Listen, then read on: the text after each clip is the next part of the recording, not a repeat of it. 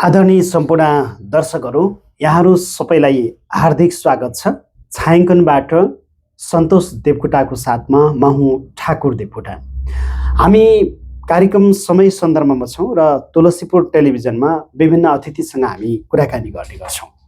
यसै सन्दर्भमा आज हामीसँग एकजना शैक्षिक व्यक्तित्व रहनुहुन्छ। सरस्वती माध्यमिक विद्यालय बबई गाउँपालिका चरकमटिया दाङका प्रधान अध्यापक सिटी साहब विष्ट आज हाम्रो प्रत्यक्ष स्टुडियोमा हुनुहुन्छ। आज हामी समग्र नेपालको शैक्षिक अवस्था र सँगसँगै दाङको शैक्षिक अवस्था, हिजोको परम्परागत शैक्षिक अवस्था र अहिलेको आधुनिक किसिमको जुन प्रविधि सहितको शिक्षाको बारेमा र एउटा सामुदायिक विद्यालयले कस्तो खालको शैक्षिक अभियानलाई अगाडि बढाउन सक्छ, सामुदायिक विद्यालयले शिक्षालाई सुधार गर्नको लागि के कामहरू गर्न सक्छ, विविध विषयमा आज हामी चर्चा र परिचर्चा गर्छौँ। त्योभन्दा पहिले आजका अतिथिलाई हामी हाम्रो टेलिभिजनमा स्वागत गर्छौँ। तुलसीपुर टेलिभिजनमा यहाँलाई स्वागत छ। नमस्कार, धन्यवाद। अब यो शिक्षाको कुरा आज हामी विशेष चर्चा गर्छौँ। त्योभन्दा पहिले अब धेरै दर्शकहरूले तपाईँलाई चाहिँ चिन्न चाहनुहुन्छ होला। मैले त अब व्यक्तिगत हिसाबले हजुरलाई चिन्छु। हजुरको परिचय सँगसँगै हजुरको जन्मघर कहाँ हो त्यहाँबाट सुरुवात गरौँ। धन्यवाद। म सिटी साहब विष्ट, अघि पनि तपाईँले भनिसक्नुभयो। मेरो जन्मघर सल्यान मालनेटा। अच्छा। लामो समयसम्म म सल्यानमै काम गरेँ। दाङमा लामो ६३ सालदेखि बस्दै आएँ भने दाङमा भने गत यो 4 वर्षदेखि सेवा गर्दैछु सरस्वती मावि चरकमटियामा। हजुर। अनि सल्यानको कुन ठाउँमा हजुरको जन्मघर? जन्मघर मालनेटा। मालनेटा ढारखानी। मालनेटा च्याउखोला भन्ने ठाउँ। च्याउखोला। हजुर। त्यसपछि म सल्यानको धेरै विद्यालयमा मैले मालनेटाबाट एसएससी गरेँ। त्यहीँबाट शिक्षण सुरुवात पनि गरेँ। हजुर। त्यसपछि महेन्द्ररत्न मावि पिपलनेटामा पढाएँ। त्यसपछि भगवती प्रावि गोयाखोला भन्ने ठाउँमा पनि पढाएँ। हजुर। अनि अलि लामो समय म यता नेपाल राष्ट्रिय मावि किमिचौरमा पढाएँ। सल्यानमा जोस् यहाँले शैक्षिक विभिन्न सङ्घ संस्थामा लामो समय यहाँले अध्यापन गराउनु भयो। अध्यापन गराइयो। अब प्राइभेट सेक्टरमा पनि काम गरेँ। मैले बोर्डिङमा पनि पढाएँ। हजुर। बोर्डिङमा पनि पढाउने अनुभव छ मलाई। हजुर। सामुदायिकमा पनि पढाएँ। दुईटैको मेरो अनुभव छ। अनि वास्तवमा के लाग्छ हजुरलाई? सुरुमा भन्छन् एउटा विद्यार्थी जीवनमा भोलि यो बन्ने, डक्टर बन्ने, कसैले शिक्षक बन्ने, कसैले अब राजनीतिज्ञ बन्ने भन्ने पनि हुन्छ। लक्ष्य उद्देश्य अनुसार अगाडि बढ्नु भएको थियो कि केही फरक लक्ष्य थियो हजुरको? होइन, म त यही क्षेत्रमा एकदम रुचिपूर्ण तरिकाले आएको थिएँ। म एउटा उदाहरण भन्न चाहन्छु यही मिडिया मार्फत। मेरो साथी अहिले सहसचिव हुनुहुन्छ। हजुर। हजुर। म सुर्खेत पढ्दै गर्दा हामी म्याथको विद्यार्थी। हजुर। अनि उहाँले भन्नुभयो म्याथ छोडौँ साथी, इकोनोमिक्स पढौँ, निजामतीतिर छिरौँ भन्नुभयो। मैले होइन, म्याथ पढ्ने विद्यार्थीलाई पढाउने। हजुर। यो मेरो रुचिको कुरा के। हजुर। त्यस कारण म म्याथ छोड्दैन। अरू कुरा म्याथ छोडेर गयो भने मलाई घरबाट यो म्याथ पढ्न नसकेर आयो यो भन्छन्। त्यस कारण म म्याथ पढ्छु, तपाईँ छोड्नुहोस्, बरु लोकसेवातिर लाग्नुहोस् भने उहाँ चाहिँ लोकसेवातिर लाग्नुभयो। अहिले सहसचिव हुनुहुन्छ। सायद यो सुन्नुभयो भने सम्झनुहुन्छ पक्कै पनि यो कुरा। अनि यो एउटा घटना छ भने अर्को घटना के छ भने म माविको थाई हुँदै गर्दाखेरि, जब म माविको थाई भएँ, थाई भइसकेपछि नियुक्ति बुझ्न जाने बेला, अब खलङ्गाबाट बुझ्नु पर्थ्यो सल्यानको, त्यहाँ उकालो छ। जब बसमा चढेको थिएँ म, त्यो कार्यालयमा पुगेर नियुक्ति बुझिसकेपछि जे हुन्छ हुन्छ, अहिलेसम्म यो बसमा कुनै घटना नघटोस्, मलाई त्यो ठाउँमा हे भगवान् पुर्याइदेऊ र नियुक्ति बुझ्ने वातावरण मिलाइदेऊ। त्यसपछि जे हुन्छ हुन्छ, म मावि थाई भएको प्रमाण मेरो हातमा परोस् भनेर त्यो भगवान्सँग पनि प्रार्थना गरेको थिएँ कि त्यस्तो रुचि थियो मलाई यो म्याथ यो उसमा शिक्षक बन्नेमा। हजुर। अनि तपाईँको नाम त चर्चित नाम पनि हो। धेरै हिजोको दिनमा विद्यार्थीहरूले सम्झिए तपाईँलाई। त्यतिको बेला द्वन्द्वको समय पनि जस्तो पनि मलाई लाग्छ। र त्यति बेला चाहिँ म्याथ विषय धेरैलाई गाह्रो लाग्ने। स्वयं म पनि हजुरसँग एसएलसीको लागि ट्युसन पढेको विद्यार्थी म पनि हो। र धेरै विद्यार्थीलाई तपाईँले उद्धार पनि गर्नु, म्याथ कोसँग पढ्ने, कसले पढाएको विषय चाहिँ बुझिन्छ, पास गर्न सजिलो हुन्छ भनेर तपाईँको नाम चाहिँ हरेक विद्यार्थीको चाहिँ मुखमा झुन्डिन्थ्यो होइन। हजुर, वास्तवमा धेरैले तपाईँलाई सम्झिन्छन् पनि होला। एउटा सल्यानमा त्यसरी तपाईँले आफ्नो ट्युसन पनि पढाउनु भयो, स्कुलमा पनि पढाउनु भयो, धेरै दक्ष व्यक्तित्वहरू उत्पादन गर्नुभयो होइन। हजुर। अनि कतिको खुसी लाग्छ? होइन, धेरै खुसी लाग्छ। अहिले पनि सम्झनुहुन्छ होइन, सर तपाईँले गर्दाखेरि मेरो उद्धार भयो। हामी त 0 बेसका म्याथका होइन, तपाईँसँग के आइडिया थियो, त्यसरी हामी तपाईँकै क्लासमा जान पाए हुँदो भन्ने जस्तो लाग्थ्यो। र त्यहाँ अरूहरूले पनि तपाईँको क्लासमा सर आउनुहुन्छ है भनेर भन्नुहुन्थ्यो, अनि हामी पनि जान्थ्यौँ, झुक्क्याउनुहुन्थ्यो अरू इन्स्टिट्युटहरूले, तर तपाईँलाई नदेख्दा हामी त्यहाँ बस्दैनथ्यौँ भन्नुहुन्थ्यो। धेरै खुसी लाग्छ। र खासमा त्यति अब म्याथमा एकदम ठुला ठुला कुरा दिने होइन कि व्यावहारिक कुराहरू दिएर मैले सिकाउने गर्थेँ, त्यही होला सायद प्रभाव। त्यसैले सजिलैसँग उहाँले बुझ्नुभयो। मेरो लेभलबाट भन्दा पनि मैले विद्यार्थीको लेभलबाट पढाउने गरेँ, सिकाउने गरेँ कि त्यो चाहिँ प्रभावकारी भएको मैले महसुस गरेको छु र अहिले खुसी छु पनि। अनि जस्तै यो विद्यार्थीहरूलाई वास्तवमा म्याथदेखि किन डर लाग्छ होला? के अनुभव पाउनुभयो? हजुरले त धेरैलाई चाहिँ अध्यापन गराइसकेपछि केही न केही कमजोरी पत्ता त हजुरलाई थाहा छ। म्याथमा कस्तो हुन्छ भने अलिकति लजिक चाहिँ लगाउनुपर्छ। लजिक लगाउने विषय भावनाले लजिकल माइन्ड भएको अथवा लजिकल इन्टेलिजेन्स भएको सबै विद्यार्थी हुँदैन। अब र आम विद्यार्थी लजिकल माइन्ड नभएका भएपछि अरू जो एभरेजमा 70-80% जो विद्यार्थी हुन्छ उहाँहरूले चाहिँ बजारमा अथवा गाउँमा के हल्ला फिराइदिन्छ भने म्याथ गाह्रो छ, म्याथ पढ्न सकिँदैन। अनि अरूको कुरा सुनेकै आधारमा जो रुचि भएका विद्यार्थी हुन्छ उनीहरूलाई पनि गाह्रो भइदिन्छ, त्यतातिर ध्यानै नदिने, त्यहाँ गाह्रो भइदिन्छ। एउटा त त्यो समस्या भयो। दोस्रो कुरा के हो भने म्याथमा बुझाइ समस्या भयो। जस्तो म एउटा सानो उदाहरण दिन्छु। 1 का मुनि 2 + 1 का मुनि 2 कति हुन्छ भनेर यो हिसाब गर भनिदिन्छौँ हामी। तर त्यसैलाई आधामा आधा जोड्यो भने कति हुन्छ भन्यो भने मजासँग 1 हुन्छ भनिदिन्छ। अझ त्यसैमा पनि तिम्रो बुबाले आधा रोटी दिनुभयो, आमाले पनि तिमीलाई आधा रोटी दिनुभयो भने तिमीले कति रोटी खायो भन्यो भने सिङ्गो खाएँ भन्छ। अब यसलाई गणितीय भाषामा कसरी लेख्ने त? त्यति कुरा हो। बस गणितीय कुरामा गणितीय भाषामा त 1 जानेको छ, आधा लेख्न जान्यो भने आधा यसरी लेखिँदो रहेछ, प्लस आधा गऱ्यो भने यसो जाँदो रहेछ 1। अनि ठोस सामग्री प्रयोग गर्ने कुराहरू भयो। म्याथ पढाउने कुराहरू 3टा चरणमा छ कि। हजुर हजुर। ठोस, अर्धठोस र सङ्केत चरणमा हामीले म्याथ कम्प्लिट गर्नुपर्छ, पढाउनुपर्छ, सिकाउनुपर्छ। तर हामी कस्तो भइदियो भने त्यो चरण पुरा गर्दै गर्दा हामीसँग एक त करिकुलम लामो छ, करिकुलम टेक्स्ट बुकका कुराहरू विद्यार्थीले टेक्स्ट बुक सकियो या सकिएन भन्नेतिर मात्रै लाग्छ। अभिभावकले पनि त्यो शिक्षकले चाहिँ टेक्स्ट बुक पढाएकै छैन, सिकाएको छैन, सकाएको छैन भन्छ। सरहरूलाई पनि त्यतातिर जानुपर्छ। प्र्याक्टिकली अब आधा प्लस आधालाई पहिले त उसले ठोस सामग्री प्रयोग गरेर देखाउने, त्यसो अर्ध ठोस सामग्री प्रयोग गरेर देखाउने, अनि मात्रै आधा प्लस आधा 1 का मुनि 2 + 1 का मुनि 2 गरेर 1 गराएको देखाउन सक्यो भने त्यो प्रभावकारी सिकाइ हुन्छ।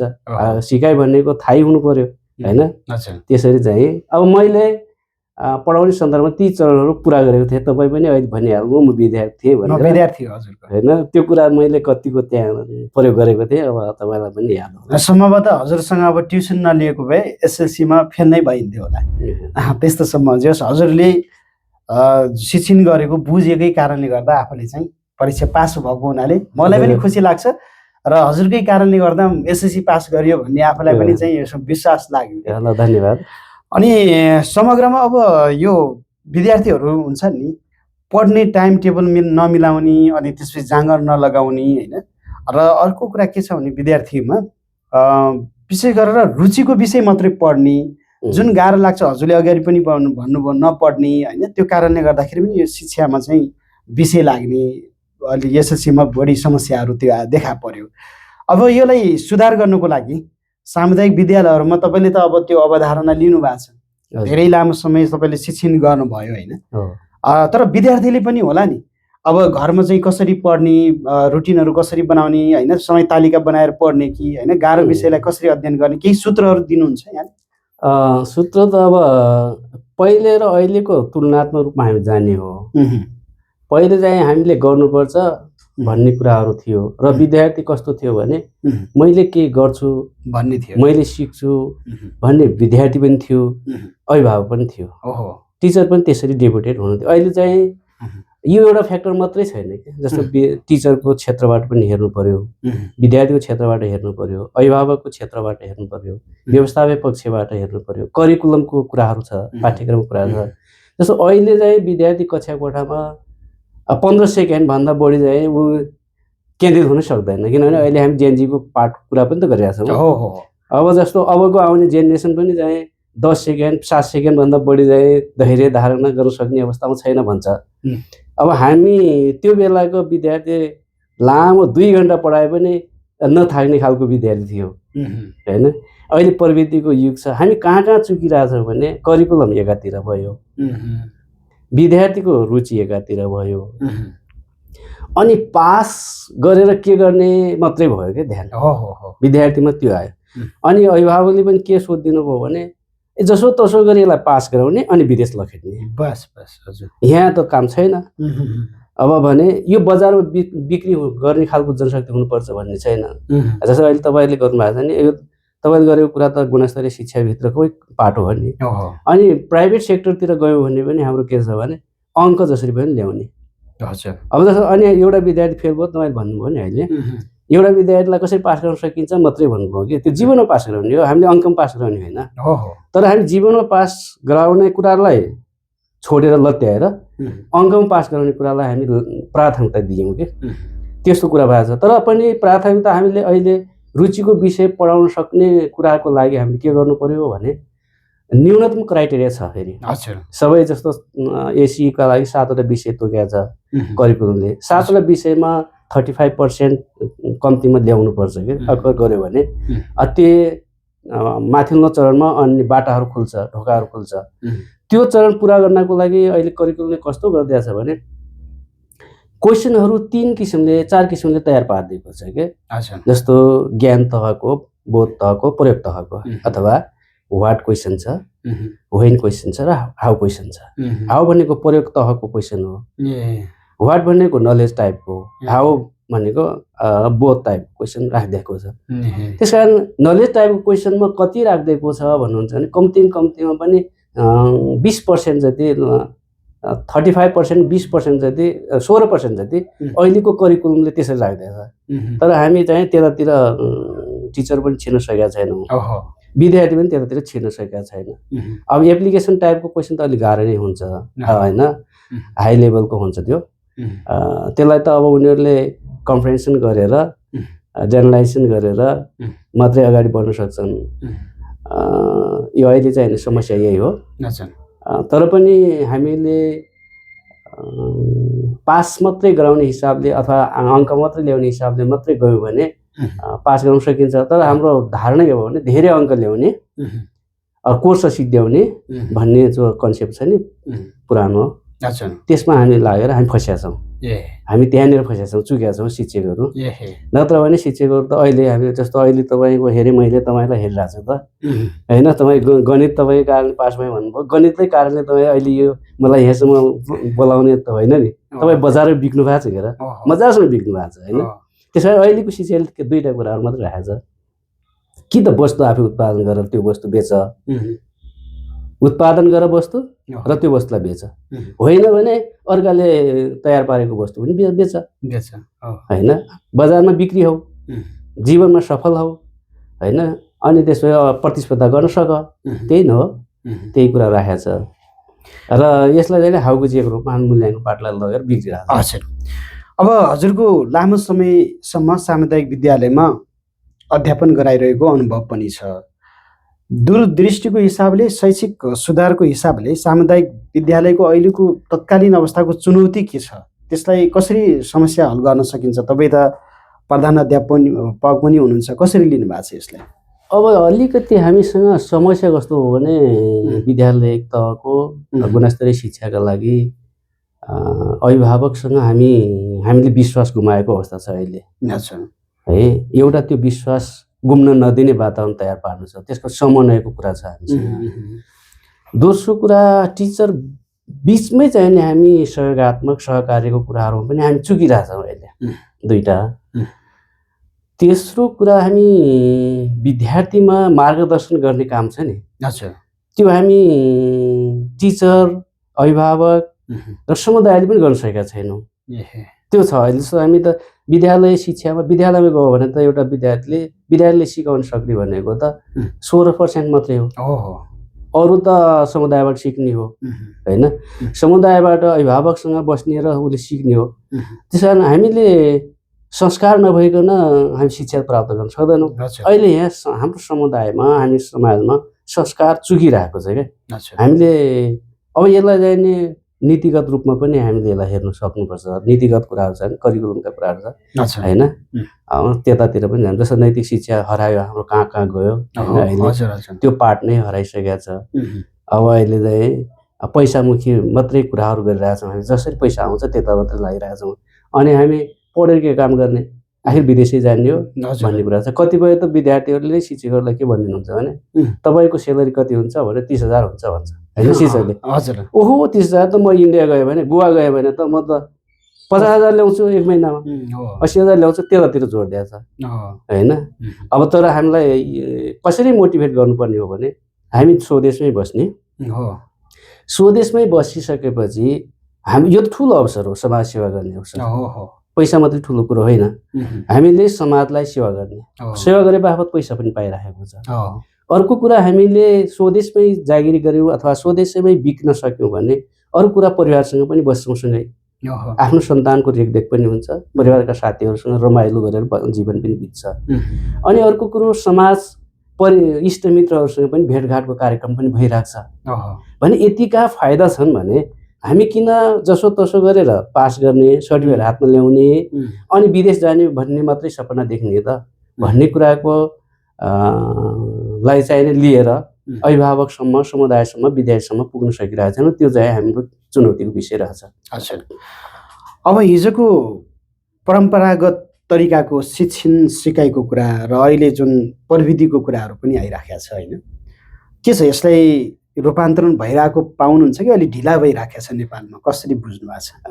यो त बजारमा चाहिँ नि अत्यधिक मात्रामा रूपान्तरण भइरहेको छ। हाम्रो विद्यालयमा त्यति छिटो रूपान्तरण हुन सकेको मैले महसुस गरेको छैन। जस्तो यो हाम्रो पाठ्यक्रमले पनि के रहेछ, 8औं उद्देश्यभित्र प्रविधि युक्त शिक्षाको कुरा भनेर प्रविधिमा जोड दिने भनेर करिकुलमै राखेको छ। र विद्यालयमा सुरुमा चाहिँ 6.5 लाख रुपियाँ दिएर कम्प्युटर ल्याब निर्माण पनि गर्न लगायो हरेक माध्यमिक विद्यालयहरू। तर त्यसलाई चाहिँ सही तरिकाले सदुपयोग भएको पाइएन, हामी पाएको छैनौँ। हामी पुराना शिक्षकहरू धेरै छौँ अनि हाम्रो शैली पुरानै छ होइन, तपाईँले भने जस्तै पुरानै छ र नयाँ अपडेट हुन सकिरहेको छैनौँ। जस्तो अहिले भर्खरै शिक्षा मन्त्रीज्यूले पनि कम्प्युटर शिक्षक राख्ने भन्नुभएको छ क्या। मेरो सन्दर्भमा मैले सुझाव दिनु पर्यो भने त कम्प्युटर शिक्षक चाहिन्न। किन चाहिँदैन भने हरेक शिक्षकलाई कम्प्युटर जानेको बनाउन सक्नु पर्यो, किनभने हरेक विषयवस्तु कम्प्युटरभित्र छिराउन सक्नु पर्यो। किनभने अहिलेका विद्यार्थीहरू प्रविधिमा चाहिँ सिपालु छन् विद्यार्थी। जस्तो अहिले तपाईँले मलाई क्वेसन सोध्दै गर्दाखेरि अहिले चाहिँ च्याट जिपिटीका कुराहरू छन् नि, च्याट जिपिटी प्रयोग गरेर सबै क्वेसनहरू त्यही खोजिदिन्छ उसले। अनि किन पर्छ त्यसले? हो हामीले त्यहाँ प्रविधिमा खोज्न सिक्ने कुराहरू सिकाउँछ। जस्तो को पाइलटको कुरा छ अहिले प्रविधिमा चाहिँ अहिले लेटेस्ट को पाइलट भन्छ।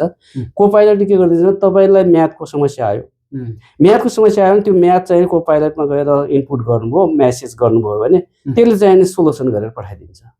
अनि किन चाहिँ विद्यार्थीलाई चाहियो अब त प्रविधिले के भइरहेछ भने यतिका भौतिक विद्यालयहरू पनि चाहिँदैन, यतिका हामी सबै धेरै शिक्षकहरू पनि चाहिँदैन। एउटा जस्तो तपाईँ बस्ने एउटा सेन्टरमा हब बनाउने, त्यही हबमा चाहिँ विज्ञहरू राख्ने र क्लास दिने होइन, सूचना दिनु त हो नि। हामीले त अघि कुरा गरेँ 60% त हो नि, हामीले 16% त हो नि सिक्ने कुरा त, त्योभन्दा त बाँकी त समाजबाटै सिक्ने हो मान्छेले। त्यस कारण अब चाहिँ नि अब केही समयपछि यो यतातिर पनि समाज, राष्ट्र, अब समुदाय जान सक्छ, विद्यालय शिक्षा त्यसरी जान सक्छ।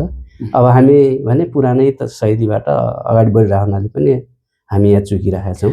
अब अगाडि तपाईँले एउटा कुरा भन्नुभएको थियो, सामुदायिक विद्यालयमा अध्यापन गराएको पनि मसँग ज्ञान छ र बोर्डिङ स्कुलमा पनि शिक्षण गर्नुभयो तपाईँले। के भिन्नता छ वास्तवमा? धेरै छ नि भिन्नता त बाहिर हेर्दाखेरि के बोर्डिङ स्कुलमा तपाईँको चाहिँ राम्रो अङ्क ल्याउँछ नि विद्यार्थीले होइन, त्यही शिक्षक हो। अब सामुदायिक विद्यालयमा त्यो नतिजा आउँदैन। यो भिन्नता के भयो खास? यो पाठ्यक्रम फरक भएर हो कि यसलाई कसरी बुझ्नु भएको छ? यो त गजब क्वेसन उठाउनु भयो, यसको लागि धेरै धेरै धन्यवाद छ। अब अङ्क ल्याउने हिसाबमा बोर्डिङमा पढाउँदाखेरि विद्यार्थीले म सजिलै अङ्क ल्याउँछन्। हजुर। दुःख पनि सरले त्यति गर्नु पर्दैन। हजुर हजुर। एउटा चरण चाहिँ नि बताए हुन्छ, एउटा समस्या हुन्छ, त्यो समस्याको समाधान गर्दाखेरि यो स्टेप, यसपछि यो स्टेप आउँछ, यसपछि यो स्टेप आउँछ, यो स्टेप गर्दै जाऊ भन्यो भने सबै चरणहरू उसले पार गर्छ, अङ्क पनि ल्याइदिन्छ। अब सामुदायिक विद्यालयमा त्यो स्टेप भनेर हुँदैन। किनभने कन्सेप्ट कहाँदेखि छ भने प्लस गऱ्यो भने के गर्ने भनेर उसले चाहिँ नि भनिदिनु पर्ने हुन्छ। 3x + 5 भन्यो भने के भने हो, अब ऊ त्यही अलमल पर्छ। 3x + 5 = 10 लेख्यो भने ऊ अलमल परिहाल्छ। अब त्यसलाई चाहिँ नि इक्वेसन हल गर भन्यो भने पुग्दैन। किनभने सबै कुरा एब्स्ट्र्याक्ट कुराहरू अहिले सामुदायिक विद्यालयले गर्नै सक्दैन। एब्स्ट्र्याक्ट जो नदेखेको कुरा छ त्यो गर्न सक्दैन, देखाउनै पर्छ ठुलो 10 कक्षामा जाँदाखेरि पनि। तर यति हुँदाहुँदै पनि मैले विद्यार्थीमा के महसुस गरेको छु भने सामुदायिक विद्यालयको विद्यार्थी गरी खान्छ, गरेर खान सक्छ। अङ्क चाहिँ नल्याउला तर गरेर खान्छ। हजुर। म यो उदाहरण दिन्छु। त्यो चाहिँ नि अस्ति मात्रै एसी दिएका विद्यार्थीहरू त्यो बडीमा के हुन्छ त्यो मसाज गर्न उनीहरू चाहिँ बिक्री गर्न आएका थिए कि। यो एसी दिएका छन्, उनीहरू मसाज गर्न समातेर आएका छन्। त्यो बजारमा 900 पर्छ, 1000 पर्छ, तर उनीहरूले हामीलाई नै 1500 बिक्री गरे। मैले नै भने ठिक छ, तिमीहरूले कतिको स्किल प्रयोग गर्छौ त, सफ्ट स्किल कतिको प्रयोग गर्छौ, मलाई यदि मेरो मन जितेर तिमीहरूले बेच्न सक्छौ भने ठिक छ, म 1500 हालिदिन्छु, म किन्छु। तिमीहरूले जो त्यति दुःख गरेर आएका छौ, तर मेरो मन जित्नु पर्यो हैन। अब मेरो मन जित्न सकेन भने मलाई त 1000 मा ल्याऊ। मैले जित्न सकेँ भने 1000 मा राख्छु, तिमीले जित्न सक्छौ भने 1500 मा भनेपछि उनीहरू चाहिँ नि कन्भिन्स गरे। मलाई पनि दया लाग्यो। त्यसपछि हो एसी गरेका छन्, कमसेकम यो व्यवहार सिक्न आएका छन्, सिक्दैछन् भने हामीले एउटा सामान किनेर के हुन्छ त हैन भने हामीले चाहिँ मैले मात्रै किनेन, 5-7 जना अरू साथीहरूलाई पनि किनिदिनुहोस्। किनभने धेरै दुर्गमबाट आएका छन्, एसी गरेका छन्। अब एसीमा त फेलै हुने हो या पास हुने थाहा छैन, ग्यारेन्टी छैन। किनभने 35% ल्याउनु त छैन, तर पनि व्यवहारमा उनी सिपालु छन् हैन। घरमा जानुभयो भने जस्तो उनीहरू सामुदायिक विद्यालयमा पढेका विद्यार्थीले 35% नल्याउलान्, तर खाना पकाउने कुराहरू, सरसफाइ गर्ने कुराहरू, अभिभावकलाई सहयोग गर्ने कुराहरू, ऐँचो पैँचो गर्ने कुराहरू हैन र हरेक कुराहरू छ नि, खेतमा काम गर्ने कुराहरू, सबै वस्तु उत्पादन गर्ने कुराहरू त जानेका छन् नि। तर बोर्डिङमा गएको विद्यार्थी के गर्छ, बोर्डिङमा गएको भोगै बस्छ, पकाउँदैन। किन त्यो चाहिँ व्यवहार कुशल मतलब जीवनोपयोगी सिप त छैन त्योसँग, उसले नम्बर त ल्यायो हैन। त्यसरी चाहिँ मैले फेरि डोमिनेट गर्न खोजेँ हैन संस्थागत विद्यालय, सबैमा नहोला, तर जसले अभिभावकले गार्जियन गरिराख्नु भएको छ, अभिभावकले चाहिँ त्यो घरमा पनि सिकाइराख्नु भएको, तिनीहरू त गर्छन्। फेरि सबैलाई म भन्दैन है, किनभने यहाँनिर सबैलाई भन्दाखेरि फेरि गाह्रो पर्छ। त्यस कारण त्यो अहिले महसुस पक्कै पनि गर्नुभएको होला। यो जसले जसका सन्ततिहरू बोर्डिङ परिराख्नु भएको, जसको सन्ततिले अहिले पनि केही गर्नुहुन्न घरभित्र हैन, उहाँहरूलाई त पक्का पनि फिल भएको हुनुपर्छ है। त्यस्तो छ। अब सामुदायिक विद्यालयमा अहिले कोही बिरामी भयो भने त्यो बाबालाई बिरामी भयो भने बाबा हस्पिटल पुर्याइदिएको हुन्छ कि, लाइनमा लागेको हुन्छ भने त्यो जीवनोपयोगी सिप हो नि त हैन। त्यस्ता कुराहरू छ। अङ्क कम ल्याउँछन्, पढाउन पनि धेरै मेहनत गर्नुपर्छ। सामुदायिक विद्यालयमा पढाउन अति दुःख छ। उनीहरूलाई धेरै सिकाउनु पर्ने हुन्छ, बेसिक कुराहरू धेरै कुरा सिकाउनु पर्छ। किनभने घरमा वातावरण छैन उनीहरूको, छैन हैन। अनि अहिलेको सामुदायिक विद्यालयमा के हो भने धकेलेर आएका विद्यार्थीहरू छन् कि अधिकांश। जस्तो ठुला म त त्यस्तो नभनौँ, अधिकांश गाउँमा बस्ने रिमोट एरियामा के छन् भने बोर्डिङले छोडिदिएका विद्यार्थीहरू छन्। अनि अभिभावकले चाहिँ चासो नगरेका, उनीहरूलाई घाँसबास कपासमै धाउँछ, त्यतैतिर उहाँहरू लाग्नु भएको छ। अनि बच्चासँग साँझसँगै बसेर खाने कुराहरू खान पाउनु भएको छैन। दिनभरि के भयो विद्यालय भन्ने कुरा सोधपुछ गर्न अवसर पाउनु भएको छैन होइन। र विद्यार्थीले पनि आफ्नो दिनभरि के स्कुलमा पढाइ भयो, को सरले पढाउनु भयो, को सरले के व्यवहार गर्नुभयो भन्ने कुरा चाहिँ अभिभावकलाई सुनाउने अवस्था पनि पाउनु भएको छैन। त्यहाँ चाहिँ घाँसपास कपासमै चाहिँ लाग्नु भएको छ, काममै खेतीपातीमै व्यस्त हुनुहुन्छ अथवा स्रोत कसरी जुटाउने भन्नेमा हुनुहुन्छ। यतातिर चाहिँ अलिकति इलाइट वर्गका साथीहरू हुनुहुन्छ होइन, अभिभावक हुनुहुन्छ, जस्तै मै पनि हुनु त मैले पनि जाने बोर्डिङमै पढाएको होइन। हामी नजिकमा सामुदायिक विद्यालय छैन होइन। हामी म मात्रै होइन, हामी जस्तो सबैले सायद तपाईँले पनि पढाउनु होला, सबै धेरैजसोले अलिकति इलाइट वर्गका साथीहरूले के गर्छौँ हामी बोर्डिङै रोज्छौँ। किन बोर्डिङ रोजिरहेको छौँ भने त्यहाँ वातावरण छ क्या, गुणस्तरीय शिक्षा छ भनेर हामी वातावरण दिएका छौँ। खानेपानीको सुविधा छ, टोइलेटको सुविधा छ होइन। अब गर्मी तातो गर्मीका कुराहरू छ, सबै खेल मैदानको कुराहरू छ, सरसफाइको कुराहरू सबै त्यहाँ चाहिँ सुविधा छ। बरु हामी पैसा तिर्छौँ, लगानी गर्छौँ, त्यहाँ हाम्रो केटाकेटी सुरक्षित हुनुपर्छ भन्ने एउटा अभिभावक छ भने अर्को अभिभावक चाहिँ हामीसँग पैसा छैन, अब जे जस्तो हुन्छ त्यही लगेर पढाइदिनुहोस्, त्यही सिकाइदिनुहोस् भन्ने अभिभावक हुनुहुन्छ। तपाईँले भने जस्तै अब विशेष गरेर शिक्षक विद्यार्थी सबैको समन्वय भयो भने एउटा दक्ष राम्रो चाहिँ व्यक्ति उत्पादन गर्न सकिन्छ भन्ने कुरा हो। त्यसको लागि खाँचो पर्ने त्यो जनशक्ति पक्कै पनि उत्पादन हुन्छ एउटा विद्यालयबाट। तर अहिलेको समयमा भौतिक सुधार कतिको देख्नुहुन्छ सामुदायिक विद्यालयमा? भौतिकको सुधार नभएको कारणले गर्दाखेरि पनि कतिपय पठन पाठनको अवस्था छ, बर्सातको कुराहरू हुन्छ, हावाहुरीको कुराहरू हुन्छ होइन। के छ अहिलेको अवस्था, कस्तो पाउनु भएको छ? सरकारले शिक्षामा कतिको लगानी गरिराखेको छ, यो विषयमा अलिकति चर्चा गरौँ। जस्तै बस्ने डेस्क बेन्चकै कुराहरू पनि आउँछ होइन, त्यसले पनि त धेरै प्रभाव पारिराखेको हुन्छ। के छ त्यसलाई धेरै ठुलो प्रभाव त भन्न मिलेन, जहाँ इच्छा त्यहाँ उपाय भन्छौँ होइन। धेरै मान्छेहरू के रुखको मुनि बसेर पढाए पनि छन् होइन। म मेरै सन्दर्भमा कुरा गर्छु, म चाहिँ नाङ्गै बसेर निद लाग्छ भनेर कपडा खोलेर पढ्थेँ कि होइन, त्यस्तो थियो। अहिले सुविधा धेरै छन्, तर त्यो सुविधा अनुसार चाहिँ दिनुपर्छ, किनभने हामी त भुइँमा बसेका मान्छे हो। त्यसै हामी भुइँमा बसेर पढायौँ, त्यसै अहिलेको जेनेरेसनले भुइँमा बसेर पढ्नुपर्छ भन्ने होइन। त्यो थोरै मात्रामा चाहिँ त्यसले त गुणस्तरीय शिक्षामा प्रभाव त पार्छ नै, तर यहाँ चाहिँ नै समन्वयकै अभाव हो, समन्वयको अभाव, विश्वासको अभाव हो। अहिले हामी सामुदायिक विद्यालयमा गुणस्तरीय शिक्षा दिन सक्दैनन् भन्ने हामीले विश्वास गुमाएका छौँ कि। सबैभन्दा ठुलो चुनौती यही हो। अब हामीले विश्वास लिने प्रक्रियातिर जाँदा खोज्दा विद्यार्थी पनि छैन अहिले। हेर्नुहोस्, विद्यार्थी इनपुट छैन क्या। तिनवटा कुरा सिस्टमभित्र, तिनवटा कुरा छ नि त, इनपुट छ, प्रोसेस छ, आउटपुट छ। इनपुटै छैन भने त्यहाँ कसरी आउटपुट हुने कि? इनपुट हामीसँग त्यो विद्यार्थी मात्रैलाई इनपुट भन्ने होइन, त्यहाँभित्रको लगानीलाई पनि इनपुट हुनु पर्यो। जस्तो हामी कापी कलम किन्ने कुराहरू, समय व्यवस्था, समयका कुराहरू, बिहान 6 बजी स्कुलले बोलायो भने आउनुहुन्न होइन। अब अभिभावकलाई बोलायो भने अभिभावक मेरो काम छ भन्नु आउनुहुन्न होइन। हामी जाने खेतमा जाने धान लगायौँ, आलु लगायौँ भने त्यहाँ जाँदै गएनौँ, पानी सिँचाइ गर्ने बेला गएनौँ, मल हाल्ने बेला गएनौँ होइन, गोडमेल गर्ने बेला गएनौँ भने एकैचोटि अब त आलु उम्रियो होला भनेर आलुलाई चाहिँ खनेर ल्याउनु भित्राउनु खोज्यौँ भने आलु त के हुने हो थाहा छैन नि। त्यस्तै अब हामी सामुदायिक विद्यालयले के गर्यौँ, विद्यार्थीलाई धकेलिदिउँ मात्रै। अनि धकेलिसकेपछि एकैचोटि रिजल्टै हेऱ्यौँ, रिजल्ट राम्रो आएन। अनि धकेलिदिइसकेपछि त्यहाँ के भइरहेछ, प्रोसेसिङ के भइरहेछ भनेर हामी सरहरूलाई पनि वाच गरेनौँ, जिम्मा छोडिदिउँ के। जिम्मा छोडिदिइसकेपछि सरहरूबाट पनि हाम्रो पनि कमजोरी भयो होइन। हामी पनि त्यो भित्रका मान्छे हो भावनाले त्यो त सेयर हामीले दिनुपर्छ नि। अनि सरहरूलाई छोडिदिउँ, सरपछि अर्को हामीभन्दा माथि निकाय छ अनुगमन गर्ने पाटो, अनुगमन गर्ने पाटो पनि अब त्यही रुमल्यो त्यही छ होइन। जस्तो हामीभन्दा अगाडिका शिक्षा प्रशासकहरू हुनुहुन्छ होइन, सरकार छ नि, अब त्यो चाहिँ त्यहाँ पनि पुग्न सक्नु भएको छैन। अब जनशक्ति छैन होइन, आउनुहोस् न भन्यो भने जनशक्ति छैन त्यहाँसँग, उहाँहरूसँग पनि। यो विभिन्न क्रममा, विभिन्न चरणमा हामीसँग चुकेका छौँ कि। अब जस्तै बोर्डिङ स्कुलहरूमा भर्ना अभियानको सिलसिलामा हामी देख्छौँ के, तपाईँको प्याक छ, भर्नै गर्न सक्दैनौँ भन्ने हुन्छ। एकदम धेरै चाहिँ विद्यार्थीहरू बोर्डिङ स्कुलमा आइरहन्छ, सोर्सै लगाउने पनि हामीले चाहिँ त्यो देख्यौँ के।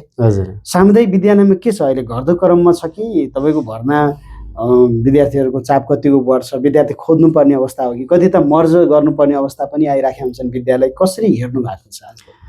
अहिले गाउँतिरका विद्यालय, सामुदायिक विद्यालयको त सबै ठाउँमा घट्दो क्रममा छन्, किनभने गाउँका बस्तीहरू चाहिँ बसाइसराईमा छन् एक, दोस्रो कुरो जन्मदर चाहिँ नि एकदम न्यून भइरहेको छ होइन।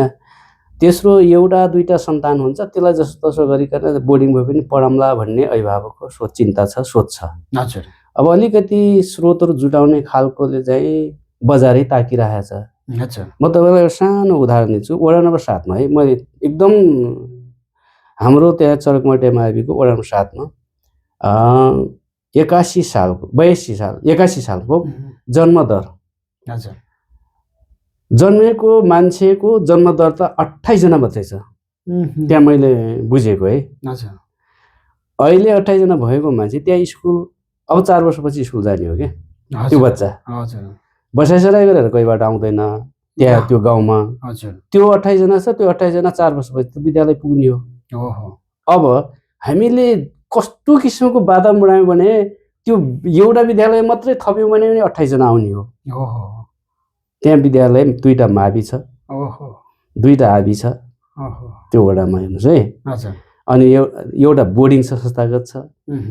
अब के हुन्छ हेर्नुहोस्, त्यसमा चुनौतीको विषय छ। हामी जतिसुकै ब्यानर लगेर जाउँ न गाह्रो छ। अब त्यो 28 का 28 लाई हामीले रोक्न सक्यौँ, बजारमा पनि छिर्न दिनौँ भने के हुन्छ, कसरी चल्ने? त्यसकारण यो समस्या चुनौती एकदम ठुलो चुनौती हो। विद्यार्थी सामुदायिक विद्यालयमा इनपुट गराउने चुनौती छ। अहिले चाहिँ नि हाम्रो विद्यालयबाट मात्रै सरस्वती मावि चरकमटेबाट 58 जना विद्यार्थीहरू बाहिर ट्रान्सफर भएका छन् र 51 जना विद्यार्थी मात्रै नयाँ भर्न पाएका छन् भने 7 जना लस भयो क्या यो वर्ष हामीलाई। भने यो बबैको लगभग धेरै विद्यालयमा यो अस्ति मात्रै हाम्रो पर्व बैठक भएको थियो, धेरै साथीहरूले यस्ता कुराहरू सुनाउनुभयो। सबै ठाउँमा विद्यार्थी घटेको भन्नुभयो गत शैक्षिक वर्षभन्दा अहिले। अब भने त्यो त बबैको उदाहरण हो, अन्यत्र पनि त्यस्तै छ। जस्तै हिजोको दिनहरूमा विभिन्न सञ्चार माध्यमबाट दूरशिक्षा जस्तो कार्यक्रमहरू प्रभावकारी थियो होइन, त्यसरी पनि शिक्षण गर्ने गरिन्थ्यो। अहिलेको समयमा त्यो प्रविधि हट्यो कि के छ? होइन, त्यो चलिरहेको छ, निरन्तर चलिरहेको छ। गत वर्ष एसीमा 3 महिना एसी कोर्स अनलाइनबाट चलाएको थियो। अनलाइनबाट थियो, अहिले पनि चलाइरहेको छ। डाटाहरू मागिरहेको छ नि धेरै। अहिले पनि त्यो प्रभावकारी छ, चलाउनुहुन्छ। अनि कतिपय अवस्थामा विद्यालयमा नगएर पनि अब तपाईँको चाहिँ डाइरेक्ट 8 क्लास पास गर्यो उसले एसएससी दिन पाउने अथवा 9-10 दिन पाउने त्यस्तो केही बनाउनु भएको छ? नियमहरू केही छ? त्यो नेपाल सरकारले कार्यान्वयन ल्याएको छ। खुला शिक्षा भनेर ल्याएको छ। 8 कक्षा पास गर्छ। 8 कक्षा पास गरिसक्यो भने त्यो विद्यार्थीले 2 वर्ष ग्यापमा खुला विद्यालयबाट एसीको फार्म भर्छ। जस्तो यहाँ दाङमा अहिले यहीँनिर छ, महेन्द्र हाई स्कुलमा छ, महेन्द्र माविमा। त्यहाँबाट एसी दिन्छन्। कन्ट्याक्ट क्लास हुन्छ तिनीहरूको। त्यहाँ सरहरूले कन्ट्याक्ट महिनामा हप्तामा कसरी लिनुहुन्छ, कन्ट्याक्ट गर्नुहुन्छ।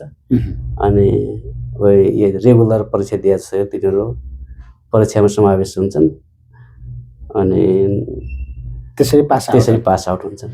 अनि पछिल्लो समयमा एसएससी पछिको गन्तव्य सबैको विदेश छ होइन। अब यही तरिकाले जाने भने नेपालमा क्याम्पसहरू पनि बन्द हुने धेरै त हामीले त्यो जानकारी लिइसक्यौँ। बन्दै नै भए कतिपय कलेजहरू गाह्रो छ होइन। किन होला यो विद्यार्थीहरू तपाईँको एसएससी पछिको गन्तव्य विदेश नै रोज्ने, नेपालमा नबस्ने, यसलाई कसरी यो चुनौती यसको के समस्या समाधान गर्ने के छ उपायहरू?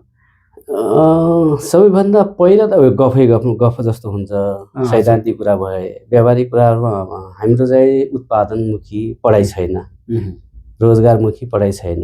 जस्तो यिनीहरू डिग्री पनि हुने विदेश गयो भने कि अब 4 दिन 3 दिन पढ्छन्, 3 दिन चाहिँ काम गर्छन्, आफू पढ्दै कमाउँदै गर्छन्, आफू पनि बाँच्छन् होइन, सिप पनि सिक्छन्। हाम्रो त कस्तो भयो भने +2 गरे 2 वर्ष, 4 वर्षमा ब्याचलर गर्नुपर्छ। अब 6 वर्ष त्यो भयो। रिजल्ट आउँदा उसलाई 8 वर्ष लाग्छ क्या। भनेपछि राम्रो जीवनको सबै अनि त्यसपछि मास्टर गर्न लाग्यो। मास्टर गर्दा उसको चाहिँ फेरि 2-3 वर्ष लाग्दिन्छ हेर्नुहोस्। 11-12 एसी पछि पनि 11-12 वर्ष लाग्छ। अब रिजल्टै त्यसरी 11-12 सम्म उसले चाहिँ अर्काको भरमा डिपेन्डेन्ट भएर काम गर्नुपर्छ। 11-12 वर्ष भने लगभग 17 वर्ष 16 वर्ष त्यो भन्छ, 11 गर्दाखेरि 27-28 वर्षको जान्छ।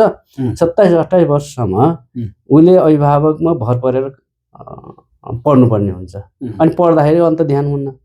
पढिसक्यो भने अब जागिरी खान्छ, जागिरी खोज्नु अरू त छैन। हामी पाए जागिरी गऱ्यो भने जागिरीको सेलरी हेर्नुहोस्, अनि तुलना गर्छ।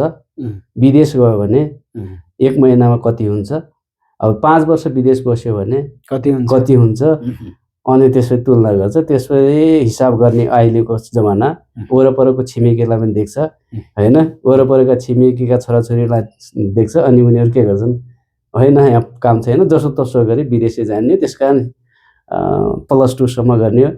मलाई त यो रेन्ज कस्तो लाग्थ्यो, +2 होइन 10 क्लास पास गरेपछि पनि विदेश जान दिने भनिदिएको भए +2 पनि विद्यार्थी हुन्थेनन्। अहिले हाम्रो डाटाले के देखाइरहेछ भने तल पनि सुकेको छ, माथि पनि सुकिसक्यो कि, क्याम्पस लेभल पनि सुकेको छ, तल पनि सुकेको छ। अब त्यो बिचको 8-10 वर्षमा चाहिँ के हुने भन्ने छ कि चिन्ताको विषय छ नि त। तलबाट सुक्दै गइसक्यो, माथि पनि सुकेको छ। किनभने पपुलेसन नै 0.9%मा जन्मदर अहिले 0.9 मा झरेको छ कि, जन्मदर नै घटेको छ होइन। डिले म्यारिजको कुराहरू छ होइन, अब एउटै सन्तान जन्माउने कुराहरू छ। यिनी विभिन्न कारणहरूले गर्दाखेरि त्यस्तो छ। त्यस कारण हामीले पहिलाको जस्तै जनसङ्ख्या खोज्ने, पहिला जस्तै अब विद्यालय राखिराख्ने होइन, पहिला जस्तै टिचर राखिराख्ने भने यो थ्याक्न सक्दैन सरकारले। गाह्रो छ। ठिक छ। अब यो शिक्षाको कुराकानी त धेरै छन् वास्तवमा, किनभने शिक्षा नै सबभन्दा पहिलो चाहिँ हाम्रो आधारभूत आवश्यकता हो।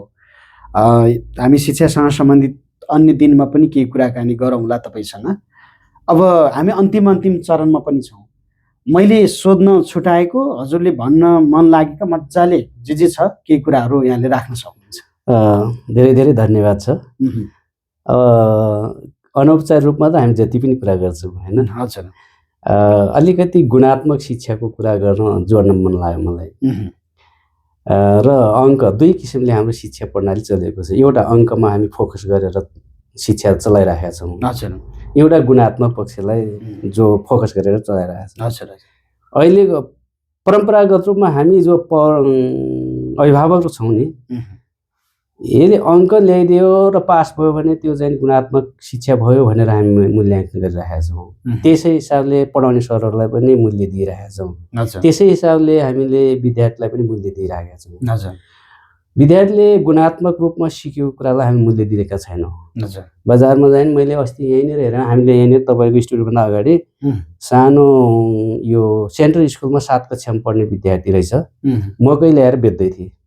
उनले मकै ल्याएर बेच्दै थिइन्। मलाई यति गर्वले छाती फुल्यो। उनले भलै जाने अङ्क नल्याउलिन्, तर उनले मकै बेच्ने सिप भोलि जीवनमा आए पनि समस्या समाधान गर्न सक्ने गरी उनले त्यो सिकाइ गर्दैछन्। त्यो हो एउटा सिकाइ कि त्यो सिकाइलाई हामीले चाहिने प्राथमिकता दिइरहेका छैनौँ, त्यसको मूल्य दिइरहेका छैनौँ।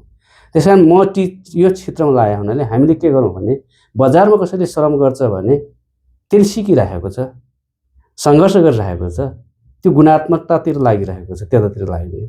बरु चाहिने हामी कसैको घरमा जाउँ, म चाहिने 2टा उदाहरण दिन्छु। एउटा घरमा गएको थिएँ, सानो 4 कक्षामा पढ्ने विद्यार्थीले मलाई के भनेको थियो, खै बाबा भनी सोधेँ, नमस्कार अङ्कल भने, बाबा त हुनुहुन्न भने, मैले चिनिनँ भने, ए म बाबाको साथी हो भने। अनि त्यसपछि बाबा खै भन्दाखेरि बाबा अहिले बजार गइसकेको छ भने। त्यसो भए म पनि जान्छु है भने, होइन एकछिन बसेर गइसला भने।